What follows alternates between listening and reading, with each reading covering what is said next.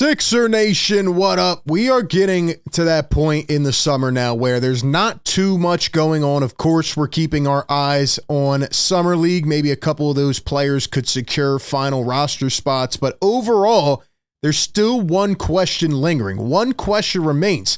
Who is going to play power forward for the Sixers? And today, we're going to talk about some rumors as well as one player I believe makes the most sense. They need to get it done now. So we'll get into all that and more. Welcome into Philly Take with RB. We keep you updated on this team every single day. So do me a favor, hit the thumbs up button, subscribe to the show, hit the notifications. We'll be going live sometime soon to talk about some different things. But I do want to start off with a rumor coming out yesterday and get your thoughts on it. I'm very curious, actually. Drop your thoughts on this down in the chat.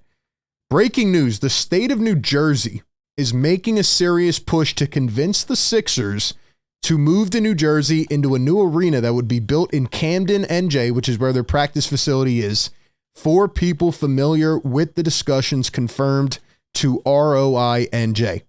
So I'm going to give my quick take on this. I don't see any way it happens. I think it's ludicrous. I just don't see any possibility. If it ever did happen, it would be so far down the road. Right now, we've had the ongoing talks and discussions about the 76 place, the new arena they're trying to build, more in the city, and I don't even think that's going to happen because of, the traffic and the parking and the transportation. If it did happen, a lot of things would have to change. There's a lot going on in Philly, so I don't even see that being a possibility right now. I also think that people just like the authenticity of having all of the arenas, stadiums near each other. If you've never been to Philly, that's kind of how it is. They're all in pretty much like one vicinity, so you can walk around to all of them. I think people enjoy that. And I know they're trying to move here in terms of tax breaks and, certain buildings and things with the rent and all that. And I don't know about all of that extensively. But what I do know is people enjoy the Philadelphia sports culture, the sports scene. And this, I think, is even crazier. I don't think moving to Camden, New Jersey is going to help your business at all. And in addition to that, I don't think that people would enjoy that because it just feels like you're almost taking away that like Philly grit in a way, like you're taking it away from Philly. I mean, what are we trying to turn into New York here? I know the owners, right, want to build this regional sports network and they want to expand operations and they have the Devils and I think the Mets and they're trying all these different things. This just is not it for me. I don't think it's going to happen and I'm not going to entertain it because I don't think it is a possibility. But give me your thoughts down below in the comment section. One more thing before we jump into the power forward situation. Joel Embiid is now eligible for a 3-year extension. Should they extend him now? 3 years, $192.5 million would be the extension. I believe he has 3 years left on his current deal. So this would tack on to the end of that. And he would have to sign the extension prior to the first day of this upcoming season. If you do it now, you would avoid potentially having to pay him a 4-year extension after this year. Should they do it, I understand the risk. I understand the pros and cons, but I think it's a no-brainer. You're going to keep Embiid here till the wheels fall off. He wants to be here. He wants to build, which is not that common now with superstars. He's been here his whole career. He has went through everything. He's earned it, in my opinion. He continues to get better. And plus, you're now going all in on Paul George. You have to optimize the window. I think you offer Embiid this extension, save yourself a year on the back end, and I think it gets done. What do you think? Give me your thoughts down below. All right, let's jump into the power forward because this is still the biggest lingering question. A lot of comments recently on the videos and on Twitter, Instagram. Be sure to follow us everywhere, by the way. Even on YouTube community, we put a lot of stuff out. People are saying, RB, stop worrying. Okay, we're still in the offseason. We're not at the season yet. I get it, but it's still a serious question. Like, we're still hearing about the figures on the Lowry deal, Gordon. So I'm not exactly sure. It's a little bit confusing on, who's using cap space, who's using exceptions, etc. But they don't have a lot left from what I understand. And they need a power forward. Now, maybe they get in season, right? Maybe they make a move and they somehow figure things out. The stars align and they get a big time power forward when a guy comes available, right? Maybe that's the case, which I'm fine with. But who's going to be your power forward going into the season? Now, on the other side, people are saying Adem Bona should be starting power forward. Look, I love Bona. His motor is great. He was exceptional. I talked about my observations at Summer League. He's not ready to be a starting power forward yet. Same way, with Paul Reed, or same way with some of these other guys, Kiva Luma. Like, they're not going to step in. It's not realistic for these guys to be starting. Maybe you put Caleb Martin out there, 3 shooters around Embiid, and you see what happens. That's probably the likely scenario at this point. But 2 guys are still available, and the main guy who should be back with the Sixers, in my personal opinion, is Marcus Morris. Now, the rumblings going around are that Philly is a likely spot for him. Here was a video of Marcus Morris when he still was on the Sixers last season about playing in Philly. He says, I've been playing in Sunny Hill League and things like that since I was a child, coming to the Sixers games when they had AI, going down to Friday, seeing him, just that being able to go to the Eagles games. It's everything to me. I've been an Eagles fan my whole life, been a Sixers fan my whole life. Being able to put on the jersey, it's not for forever, which he was exactly right. He got traded. I'm happy to be able to say that I did it. So, look, man, Marcus Morris loves Philly. He's from here. He knows the area. He likes it here.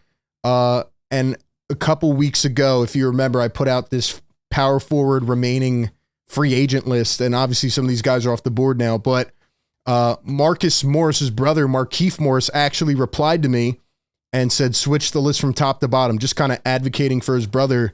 And this wasn't even in any order, but I told him, like, yo, get your brother back on Philly. Shoot, you come along too. We'll take you as a duo, a package deal. Anyway, here was Philadelphia giving Marcus Morris a key to the city before he was traded. It's crazy. The guy got a key to the city and was traded. He is meant for Philadelphia, right? We know his limitations as a player. He's 34 years old, right? He's not that fast anymore. He can knock down some shots. He could play a little bit of defense, not an exceptional rebounder, doesn't do much else, but he's better than nothing right now. And Marcus Morris, like I said, understands the city, knows what it's like, and to be quite honest with you, had a couple really good games off the bench for Philadelphia when he was still here this past season. Michael KB says bringing back Marcus Morris would make a lot of sense for the Sixers. Local guy, affordable, good size for his position, and fills a need. Then we heard Keith Pompey on the radio say that the Sixers should pretty much go out and get Marcus Morris. Makes perfect sense. All signs are indicating that he would like to be back with the Sixers. He should be back with the Sixers. And to be quite honest with you, I think we're in a weird state right now as it relates to the remaining free agents, because even a guy like Gary Trent Jr., who signed, I don't even know, was it a minimum deal or pretty much close to that with Milwaukee? Gary Trent Jr. is worth like $15 million a year. And we're at a state right now where teams are looking at their rosters. A lot of them are filled with big name stars, which are taking up most of their cap. And based on the new restrictions of the CBA, these teams are trying to learn how to manipulate certain things, right? There's no middle ground, it seems, this offseason. They're either stars with big max contracts, or they're guys that are just going to fill out the rest of rosters around those stars. It's hard to find that middle ground after the first day of free agency, because teams are still learning about some of these new, restrictions and penalties, things like that, and they don't want to have to face them. They don't want to hit the first and second apron. So a guy like Marcus Morris, and even a guy like Precious Achiuwa, who I would also take right now, given his above average rebounding, are guys you're going to get on minimums. They're going to be guys kind of like Kelly Oubre last year, who signed near the end of the summer. And there's still other names out there as well, even Rocco, which I would not bring him back due to his injury history. But these guys are going to be last-minute deals. Marcus Morris should be back with the 76ers. And I just want to remind you again, last year with the Sixers, he played in 37 games, mostly off the bench, 17 minutes a night. And he averaged about 7 points per game, 2.5 rebounds, 2.9 rebounds, and then 2.5 defensive rebounds, 0.7 assists, and 0.3 blocks. So, again, he's not the old Marcus Morris from the Clippers days or the Celtics days, but he's still a decent player, and he's probably one of the best remaining out there. And if we go back to his game logs last year with the 76ers, he had some really good games. Now, maybe you could attribute this to, Maxey being out and Embiid being out and the whole damn team being sick or hurt. But Marcus Morris did have a couple really good games. He had the 16-point game against Minnesota, 16 against the Lakers. And I'm looking over here on the right, if you are watching the video format of this, 13, 12, 15, 14, 14. So there were some really high highs and low lows when it came to Marcus Morris as a bench piece. He even had a couple games where I thought he created very well for himself. Again, had to step up in that role because certain guys were out or injured.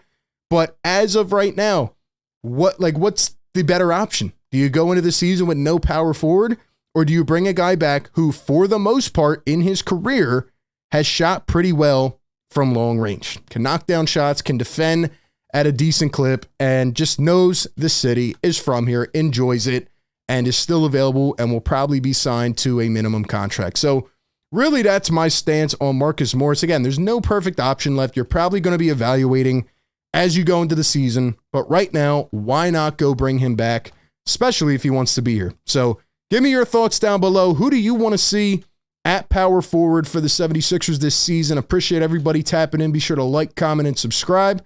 And as always, I will catch you on the next one. Peace.